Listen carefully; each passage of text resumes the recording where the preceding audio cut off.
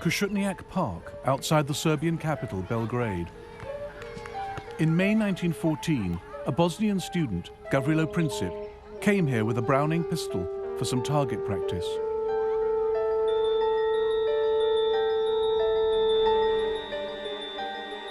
Princip was 19 years old. According to his instructor, he was not a very good shot. Other students were much more confident. Whenever Princip missed the target, people standing around would laugh at him. That would drive him to tears. Out of sight in the forest, he had a chance to get his eye in, shooting at trees. His ultimate goal was far more ambitious. I am an adherent of the radical anarchist idea, which aims at destroying the present system through terrorism. In 1914, Princip's wish was granted.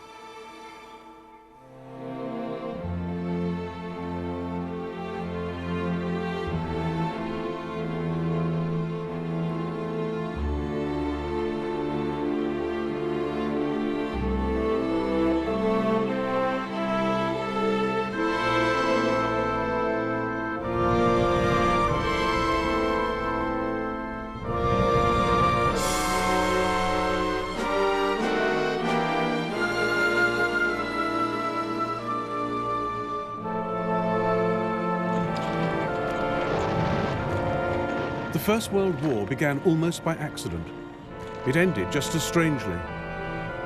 In between, it was more destructive than any war had ever been. More British, French and Italian soldiers died in the First World War than died in the Second.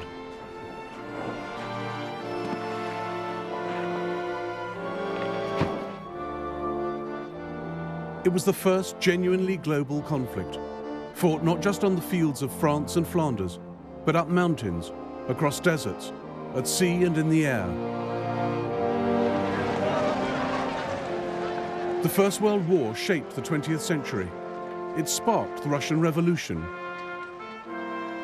It launched America as a world power. The fault lines from its failed peace settlement led the world to a second terrible war barely 20 years later, then to the Cold War. But the ideas the men of 1914 fought for still shape our world today. Nationalism and democracy, the rule of international law and the rights of nations. Now, after the collapse of communism, the European map resembles the one redrawn by the First World War. We live with its unresolved, bitter consequences in the Middle East and the Balkans. And it was in the Balkans that it all began, nearly 100 years ago.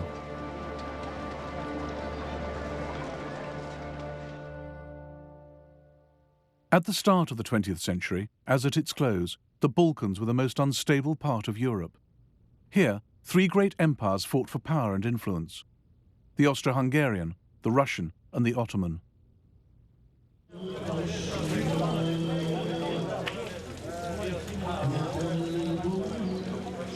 For hundreds of years, the Ottoman Turks had the upper hand. Serbia, Bosnia, Albania were under their control.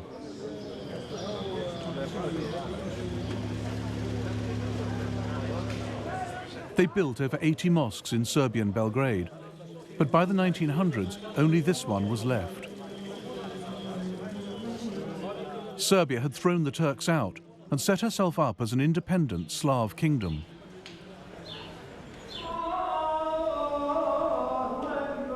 But right on Serbia's border was an even greater challenge to Slav nationalism: the Austro-Hungarian Empire. The old Turks of the south have gone, but new enemies come from the north, more fearsome and dangerous than the old. They want to take our freedom and our language from us and crush us.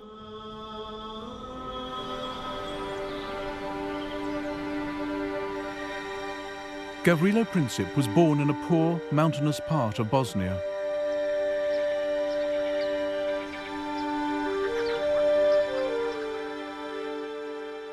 His house was destroyed in the Balkan Wars of the 1990s.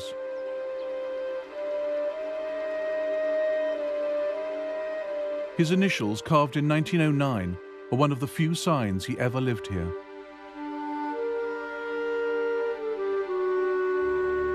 The year before, control of Bosnia had been wrested from the Turks by the Austro-Hungarians, the enemy Princip wanted to destroy.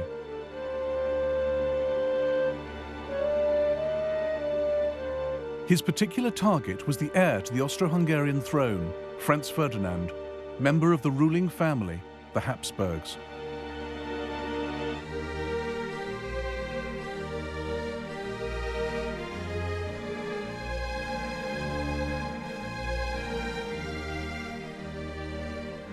That extraordinary empire, known as the Austrian-Hungarian dual monarchy, is less an empire, or a kingdom, or a state, than the personal property of the Habsburgs, whose hereditary talent for the acquisition of land is recorded on the map of Europe today.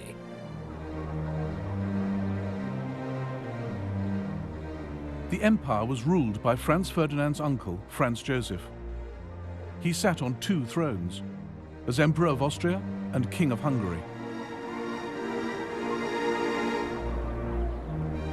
By 1914, he'd been in charge for 66 years. He'd spent them trying to resist change of any kind. Hardly ever seen out of military uniform, he hated the idea of political reform. As he told US President Theodore Roosevelt, "You see in me the last European monarch of the old school."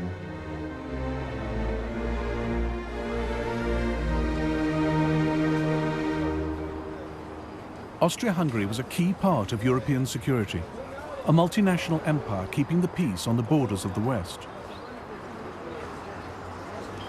The capital, Vienna, was one of the great cosmopolitan centers of Europe. This was the empire that produced Freud and Mahler, Schiller, Kafka and Strauss. It contained at least 10 different nationalities, not just Austrians and Hungarians, but Czechs, Slovaks, Poles, Romanians, Italians, Croats and Bosnians. A guide was prepared by the British Foreign Office to help work out who was who.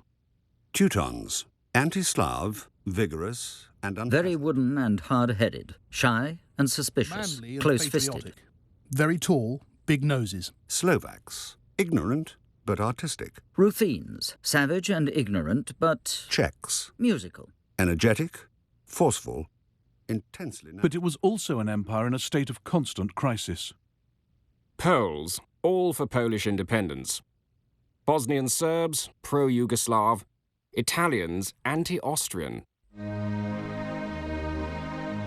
In all the empire, only the Hungarians and Austrians had any real power, and the Hungarians refused to share it with the rest.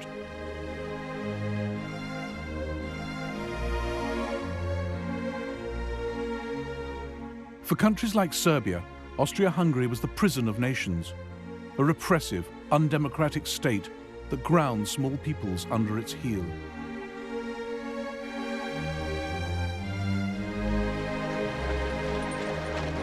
In 1905, there were nationalist demonstrations in Vienna.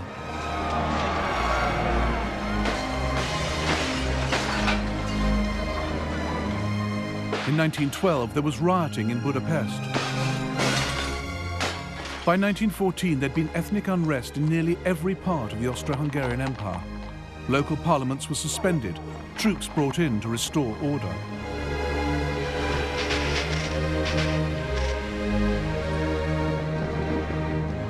Austria-Hungary's domestic problems gave opportunities to her enemies.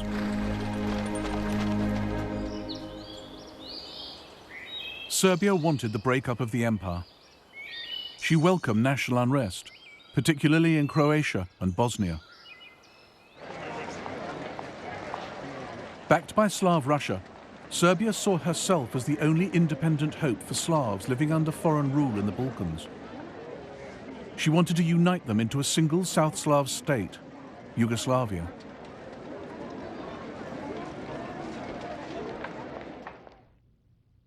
Dragutin Dimitrievich was an officer in the Serbian army.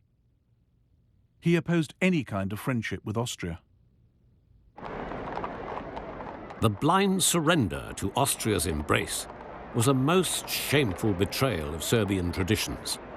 I realized that Serbia must in full measure become the leader, not only of Serbs, but of Yugoslavia. Dimitrievich believed killing kings could bring political change. It had worked for him in the past. In 1903, he led a palace revolution, killing the old king of Serbia, who was too close to Austria for the army's liking, and installing a new one. The crowds expressed enormous joy. They stuck flowers and leaves in their caps. Windows were decorated with banners, flowers, garlands. Belgrade was celebrating. The rest of the world was horrified at Serbia's bloody coup. Serbia was treated like a rogue state, a nest of revolutionaries, one foreign minister complained. Only 2 countries sent ambassadors to King Peter's coronation: Russia, Serbia's greatest ally, and Austria, her greatest enemy.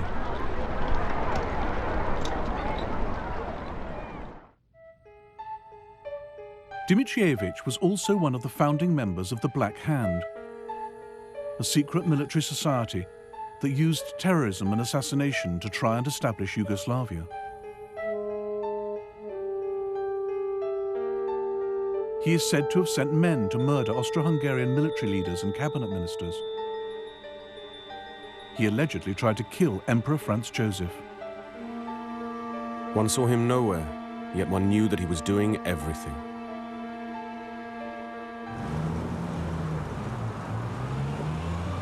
By the spring of 1914, Gavrilo Princip was also in Belgrade, talking revolution with his friends.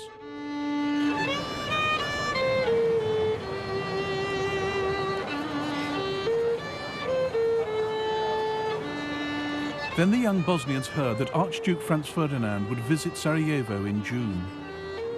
Here was their chance to match deeds to words. Luckily for them, their plans reached the ears of Dimitrievich and the Black Hand.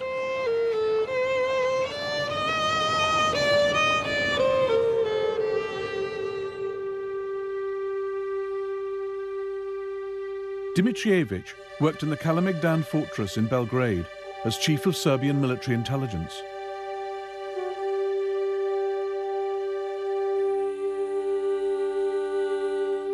In the spring of 1914, Major Voja Tankasic, also in the Black Hand, walked into his office with a question.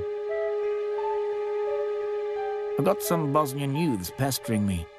These kids want to pull off some great deed at any cost. They've heard that Franz Ferdinand is coming to Bosnia and have begged me to let them go there. What do you say? I've told them they cannot go, but they give me no peace. Franz Ferdinand was going to Bosnia to observe the Austro-Hungarian army's maneuvers in the hills outside Sarajevo.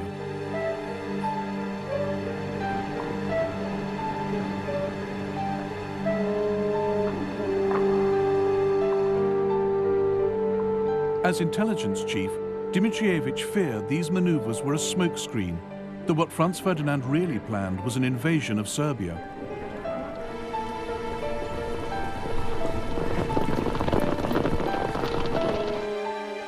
As leader of the Black Hand, he believed anything that destabilized Austria-Hungary was good for his beloved Serbia. Princip's plan to murder Franz Ferdinand suited him perfectly. Fine, he said. Let him go.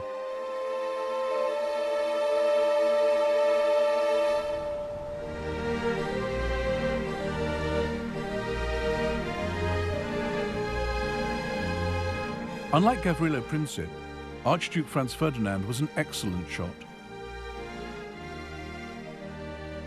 One of his castles, Konopisht, in what is now the Czech Republic, is full of the evidence. By the age of 50, he'd shot 5,000 stags, as well as 200,000 other animals, all carefully numbered. Anyone who disturbed the Archduke's peace at Konopisht by trespassing on his land, as unsuspecting trippers sometimes did on Sundays, had to reckon with being shouted at by an irascible and almost apoplectic proprietor, who threatened to shoot anyone who dared set foot in his grounds a second time. By 1914, Franz Ferdinand was emperor in waiting. Everyone knew it couldn't be long before his uncle died. Even the official portrait was ready, Franz Ferdinand with the stars and sash only the emperor could wear. He had no time for the etiquette and convention that hemmed in the Vienna court. He defied his uncle by marrying Sophie Hotek, who was not of royal blood.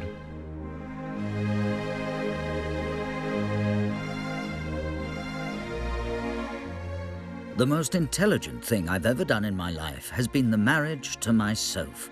She is everything to me. My wife, my advisor, my doctor, my guardian angel.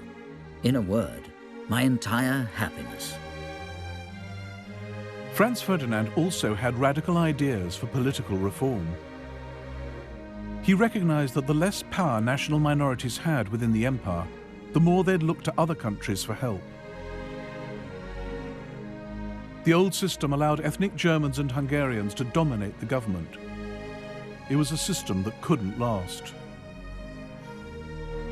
I can't help being surprised that there is any loyalty left among the nationalities after their treatment for so many years past. I must have them with me. This is the only salvation for the future. In 1914, the German emperor came to stay with Franz Ferdinand at Konopishd. The Kaiser had a simple solution for dealing with troublesome national minorities. The Slavs are born not to rule, but to obey. This must be brought home to them.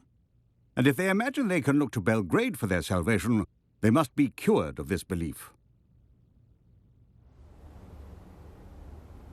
But Franz Ferdinand had a better idea. He thought political reform was the best way to keep the multinational Austrian Empire on its feet and protect his own future as emperor. He had this map drawn up, showing how the Habsburg Empire could become the United States of Great Austria. Above all, Franz Ferdinand wanted to avoid war in the Balkans. One night, he made a toast after dinner. To peace. What would we get out of war with Serbia? We'd lose the lives of young men, and we'd spend money better used elsewhere.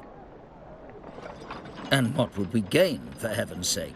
A few plum trees, some pastures full of goat droppings, and a bunch of rebellious killers. Gavrilo Princip crossed the border from Serbia into Austria-Hungary here at the Drina River. He paddled out to Isakovic Island, where there was a Serbian guard post. The soldiers helped him wade ashore into Bosnia.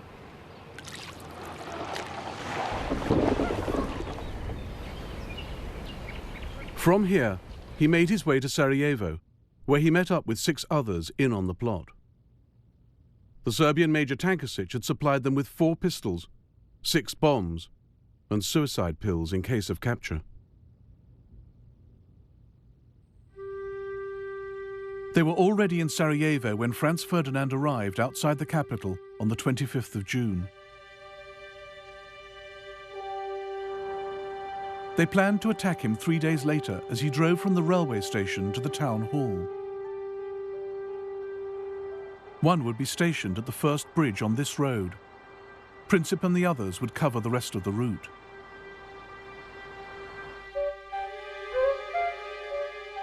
Franz Ferdinand chose the date of his visit badly. Sarajevo was decked in flags for the occasion, but the 28th of June was Serbian National Day, a natural focus for hatred of the Habsburgs, as the Serbian ambassador to Vienna warned. This will cause much discontent. Some young Serb might put a live round rather than a blank in his gun and fire it. Therefore, it might be good if Archduke Franz Ferdinand were not to go to Sarajevo. But the Austrians laughed off the ambassador's fears. On the morning of the 28th of June, Franz Ferdinand and Sophie arrived by train in Sarajevo. Despite the warnings, security was light. No soldiers lined the streets, just a handful of policemen.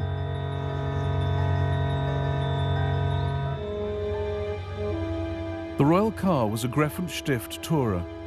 At Franz Ferdinand's request, it travelled with the top down, very slowly, so the crowds could see him and he could see the sights.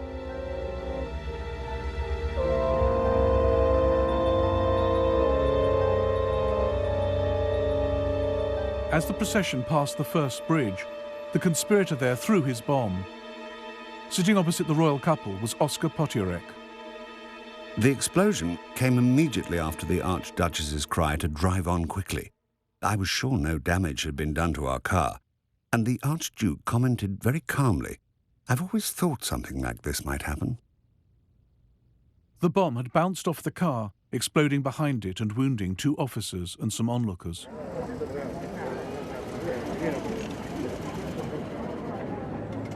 Franz Ferdinand stopped to ask after the casualties before hurrying on to the town hall.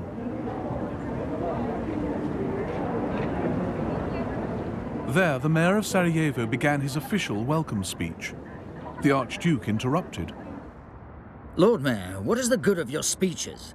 I come to Sarajevo on a friendly visit and someone throws a bomb at me. This is outrageous. So far, the young Bosnian's plans had gone badly wrong. Franz Ferdinand was alive, official security was now on high alert. Gavrilo Princip turned to go home, stopping on the corner of Franz Joseph Street to buy a sandwich. Then his luck changed. Franz Ferdinand had left the town hall. He should have been driven straight along the river, travelling too fast to give any other assassins a chance. But his driver took a wrong turn at the corner of Franz Joseph Street.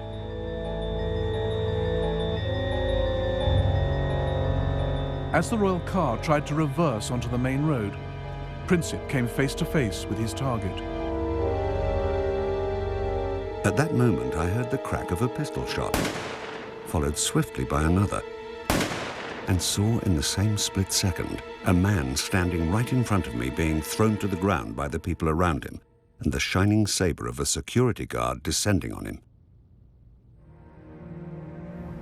A thin stream of blood spurted from His Highness's mouth onto my right cheek. The Duchess cried out, "In heaven's name, what has happened to you?"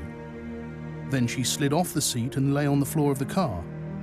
I thought she had simply fainted. Then I heard His Imperial Highness say, "Sofurl, Sofurl, don't die. Stay alive for the children." I asked him if he was in great pain. He answered me quite distinctly, "It's nothing." Franz Ferdinand and Sophie died on the way to hospital.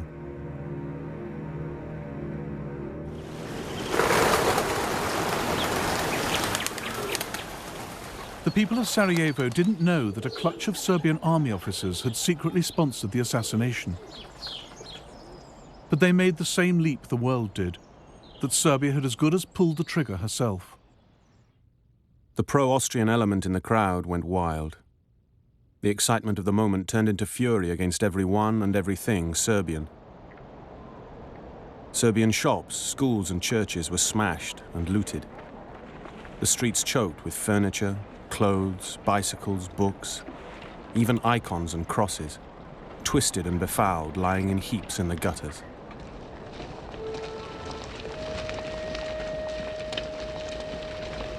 Over 200 Serbs were arrested in Sarajevo alone. Local officials hanged some in the city prison. Many more died in pogroms across Bosnia and Herzegovina.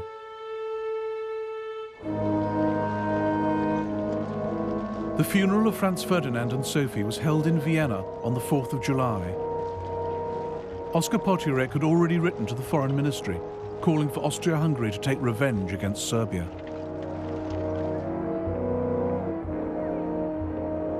We must take the first opportunity for a destructive blow against Serbia to give the monarchy a few decades of calm internal development. Serbia must learn to fear us again.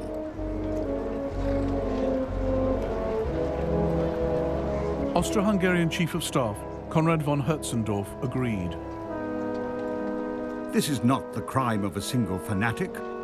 Assassination represents Serbia's declaration of war on Austria-Hungary. If we miss this occasion, the monarchy would be exposed to new explosions of ethnic unrest. Austria-Hungary must wage war for political reasons.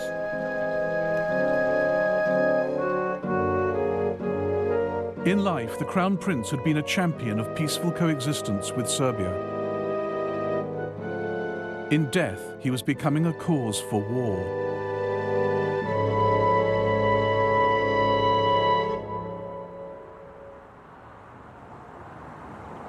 The murder of Franz Ferdinand did not immediately set Europe alight.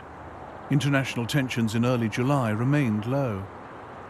But behind the scenes in Vienna, Austria-Hungary's leaders were planning how to take revenge on Serbia without getting stamped on by Serbia's powerful friends.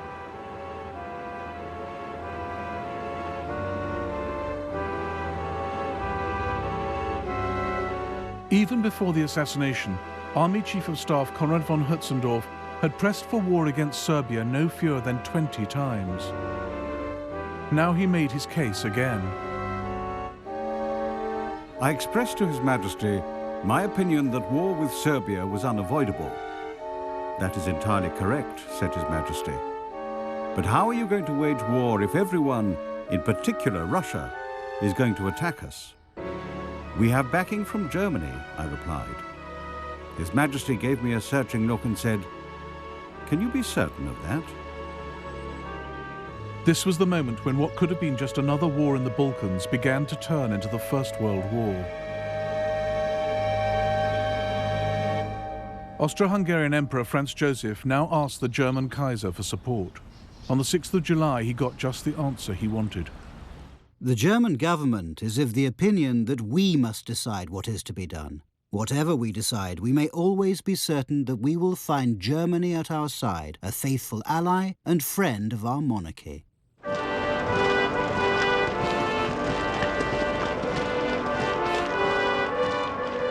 Germany's crucial decision to back Austria was made with no care for the consequences. Neither the Kaiser nor his senior political and military leaders took any steps to find out what Austria-Hungary had in mind. It was an extraordinary oversight, because nothing in the Balkans happened in isolation. Europe was divided into two camps. On one side were Germany, Austria, Hungary and Italy. On the other were France and Russia.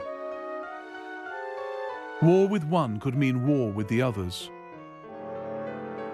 No one knew how Russia would respond if one of the leading Balkan countries was attacked. She might go to war with Austria to protect Serbia. Then Germany would have to fight to protect Austria.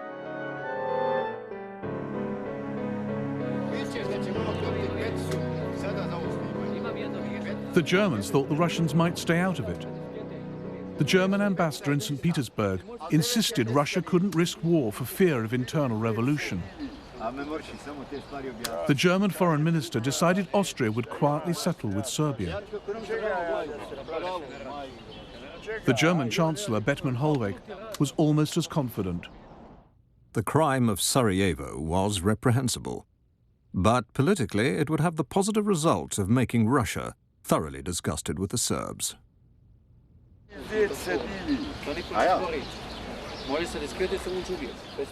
It was Germany's confident support that pushed Austria forward. But far from plunging the world into war in 1914 out of aggression, Germany was just nudging it closer out of incompetence and wishful thinking.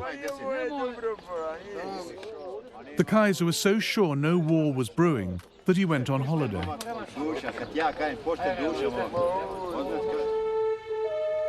In Sarajevo, the trial of Gavrilo Princip was underway. The court had plenty of evidence to prove that Serbian army officers had helped him. And with Germany's unconditional support, that was enough for Austria. She sentenced Princip to 20 years in jail, where he died in 1918. She sent Serbia an ultimatum.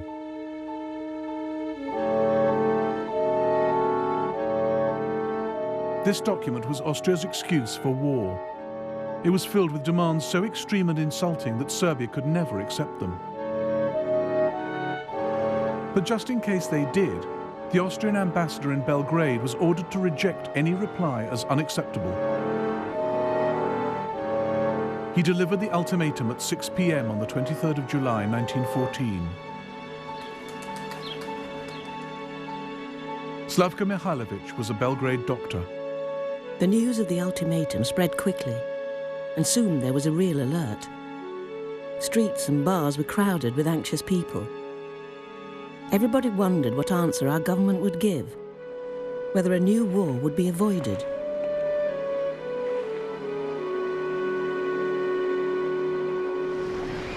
Austria's ultimatum caught the world's diplomats napping.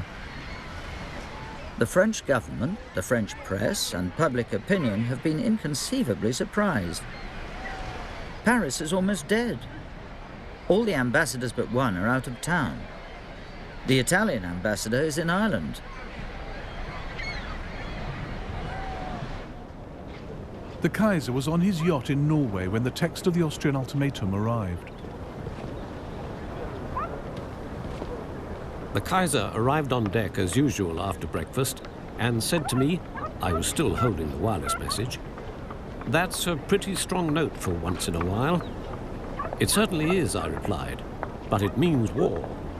Whereupon the Kaiser observed that Serbia would never risk a war. She might not have risked it on her own. But on the 24th of July, the Serbian regent, Prince Alexander, telegrammed Russia for help. In St. Petersburg, the Russian foreign minister spoke frankly to the British ambassador. Austria would not have acted so aggressively without the consent of Germany. I hope the British government would declare itself on the side of France and Russia without delay.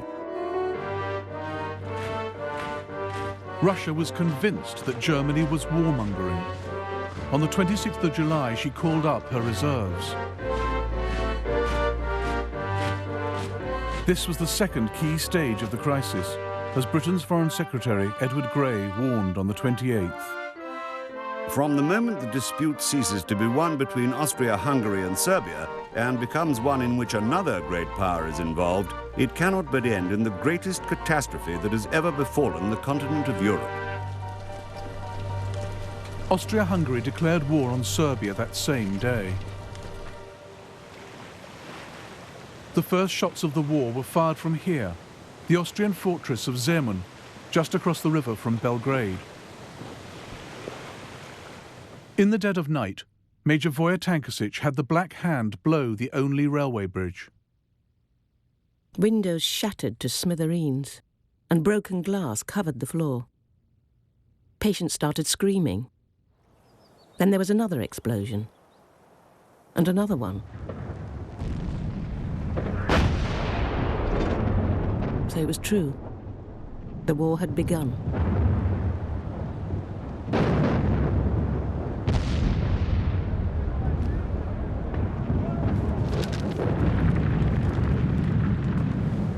How well our old city deserved the name the Turks had given her, the House of Wars. Shells fired from all sides were crisscrossing above her.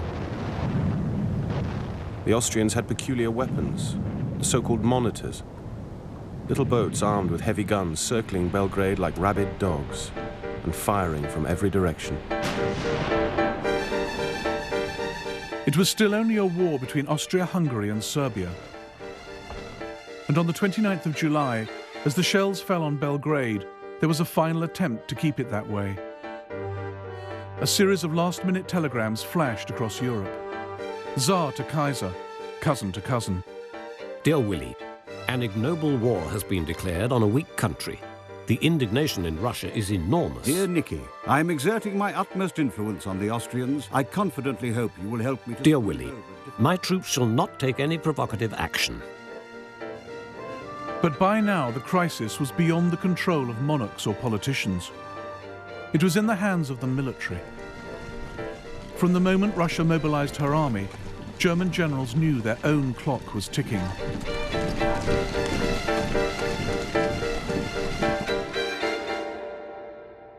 The alliance between France and Russia meant that Germany faced a war on two fronts. Her only hope was to deal with France in the west before the main Russian armies could invade from the east. That left no time to wait and see. For Germany, Russian mobilization meant war.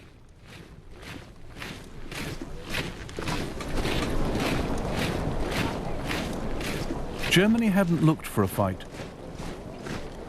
Her generals knew a European war would be long and devastating, even for the victors. But if it was going to happen, they thought, better sooner than later.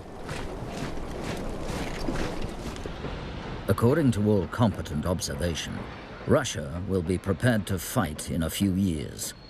Then she will crush us by the number of her soldiers. Then she will have built her Baltic Sea Fleet and strategic railways. Our side, meanwhile, will have grown steadily weaker. On the 1st of August, Germany declared war on Russia. 2 days later, she declared war on Russia's ally, France.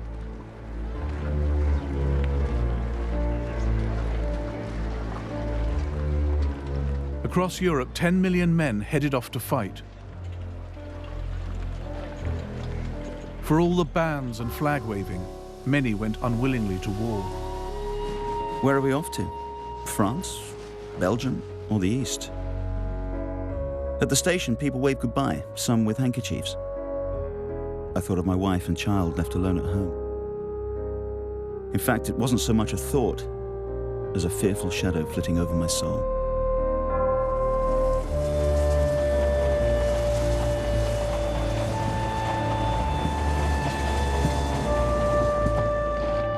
God, how long is this town?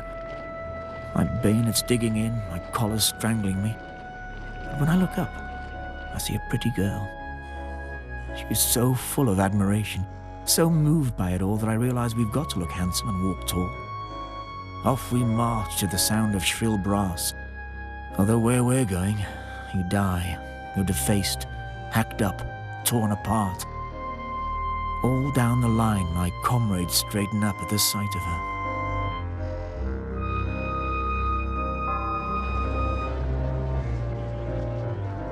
There's great excitement among my comrades. The bachelors are calm, they're even joking about it. Family men are depressed. Some are saying we'll get nothing from this war. We'll get beaten by the Germans. What's in it for us peasant soldiers? Why have we got to fight for some offended Serbs? The leaders had little better idea why they were fighting than the men. They had no lists of war aims. Germany and Austria, Serbia, Russia and France were all convinced they were fighting a defensive war, forced on them by someone else.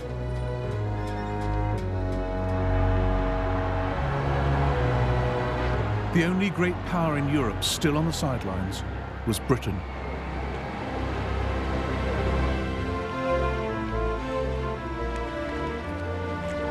On the 2nd of August 1914, Britain was still at peace, but only just. We've been in a state of great excitement as the reservists are being called up. All the railways are guarded. Everything points to the Great War, so long expected, being upon us. But Britain was the only great power who could not claim she was the victim of aggression. Nobody had attacked her, so why should she fight? It wasn't really to defend the rights of small nations, at least not Serbia, according to the Manchester Guardian. If it were physically possible for Serbia to be towed out to sea and sunk there, the air of Europe would at once seem cleaner. Nor was Britain bound by treaty obligations, as the Foreign Secretary, Edward Grey, assured Parliament. We are not parties to the Franco-Russian alliance. We do not even know the terms of the alliance. But in private, Grey and other leaders knew that Britain had to fight. If Britain stayed neutral, the war would still threaten the country's vast empire, its global trade and security. And Britain needed to stay on friendly terms with France and Russia. Even in peacetime, she was not powerful enough to defend her empire against everyone. In Africa and India, the safety of Britain's colonies depended on French and Russian goodwill. In 1914, Britain feared her friends just as much as her enemies. If we fail Russia now, we cannot hope to maintain that friendly cooperation with her in Asia that is of such vital importance to us. Above all, Britain could never afford to have Europe dominated by a triumphant Germany. If Germany overran the Channel ports, Britain's control of the seas would be under threat. Prime Minister Herbert Asquith took a pragmatic view. It is quite against British interests that France should be wiped out. At 11 p.m. on the 4th of August, Britain declared war on Germany. It was like awaiting the signal for the pulling of a lever which would hurl millions to their doom. The deep notes of Big Ben rang out into the night, the first strokes in Britain's most fateful hour since she arose out of the deep. Every face was suddenly contracted into a painful intensity. It's horrible to think of all the suffering which may follow our mobilization. I suppose the less one thinks of it, the better. We never talk of death and very seldom think much about it. It's when everyone is asleep and you are awake that sometimes you look into the future and wonder. The British government had a war book listing all that had to be done in an emergency. The country's leaders knew war would be a long and painful struggle, a slow, grinding process of blockade, of starving the enemy out. But most civilians had no idea what they were getting into. Across Europe, there was a run on the banks. The war couldn't last longer than a year, the French finance minister told a British general, because the money to pay for it would run out.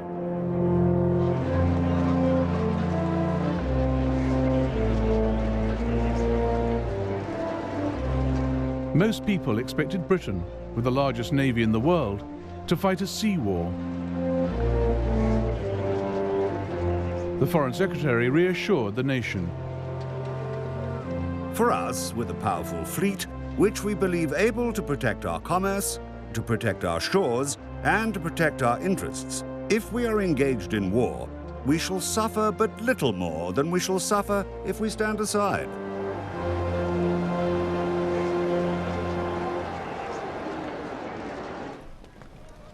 Bert Fielder was a sergeant in the Royal Marines. He reassured his wife. My dear Nell, I don't think this war is going to be half as bad as people expect it to be. You see, it's not a hard job for England, so there's no need to worry yourself. As long as I can keep you informed as to where I am, it'll all be all right. But the weapons with which the world went to war were so new that few had ever been fired in anger. Countries were armed with battleships and submarines less than 10 years old. Nobody really knew how to use them. All the European powers had been stockpiling new artillery, machine guns, explosive shells. But none had fought a major war in Europe for over 40 years.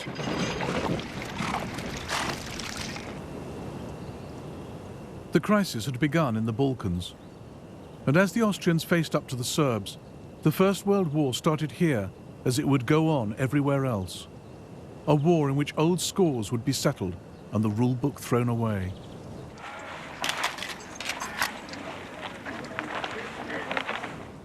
The war is taking us into a country inhabited by a population inspired with fanatical hatred towards ourselves.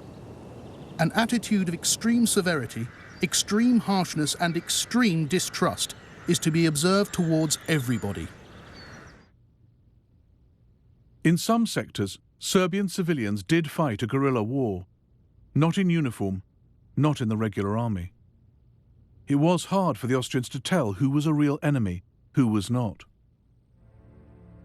But their reprisals against the Serbian people were vicious.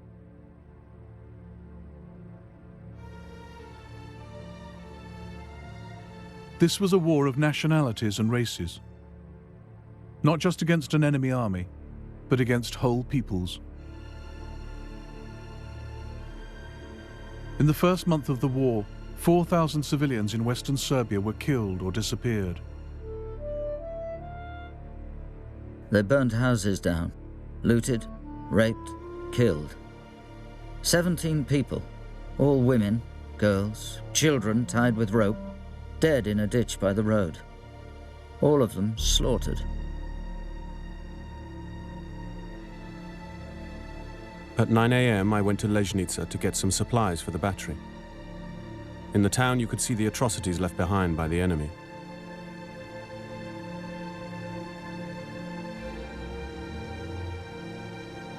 Ten people, some children among them, had been hanged near the church.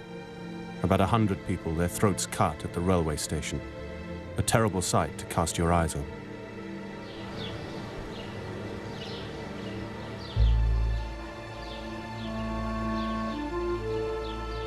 At the Serbian town of Prnjava, this memorial commemorates those who died. The Serbian government commissioned a report into the massacres by a Swiss doctor, Rodolf Reiss. The massacres of the civil population were systematically organized by the command of the invading army. It's upon the command that all responsibility must rest, and also the disgrace with which this army has covered itself for all time.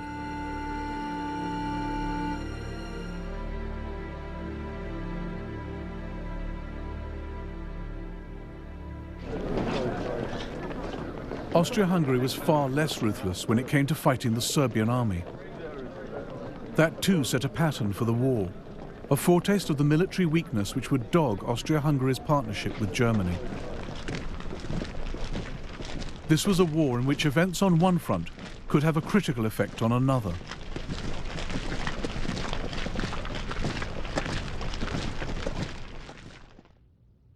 Germany was relying on her ally Austria-Hungary to hold the Eastern Front. With Russia massing on her borders, Germany was horrified to learn Austria had concentrated her reserves not against Russia, but down in the Balkans to deal with Serbia. Meanwhile, the main Serbian army had marched up from the south of the country, gathering numbers as it went. On the 12th of August, it finally met the Austrians at Ser Mountain.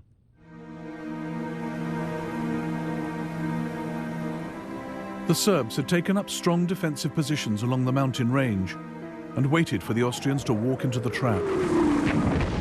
The Serbs surrounded us. The Serbian artillery had the range perfectly. Unluckily, so we were told by senior officers, we had arrived at the Serbian artillery practice area. Laughable. The Serbs easily beat off the Austro-Hungarian attack. We could see the enemy retreating along the river. Their ammunition train left all their carts in the valley and ran away as soon as they were hit by our artillery. A beaten army? No, an uncontrolled mob ran towards the border in senseless panic. Drivers whipped their horses. Officers and soldiers shoved and squeezed through between the columns of wagons.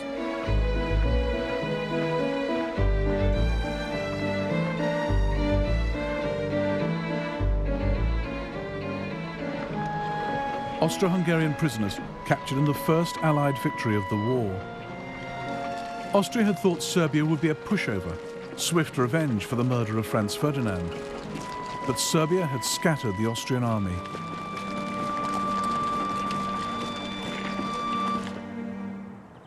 The victories of 1914 cost Serbia 130,000 men. They did not die in vain, reads the inscription on this memorial to Serbia's dead. Every nation would learn that nothing in this war would be easy, quick, or clean.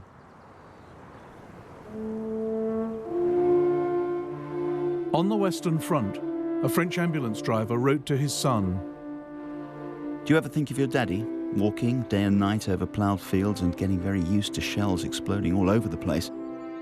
I'd really like to hear from you. How's school? Don't be too quick to learn the geography of Europe. I think it's all about to change."